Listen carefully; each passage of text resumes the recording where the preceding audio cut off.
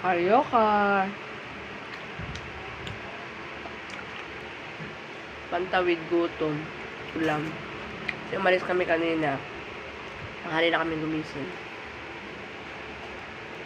Bumili na kami ng pagkain namin. Almusal.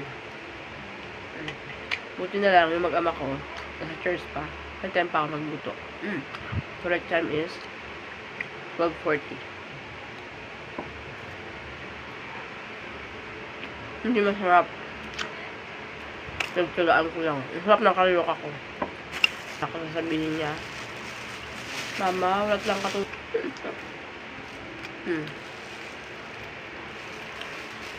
Papatikin ko sa anak ko. Sigurado. May masasabi yun.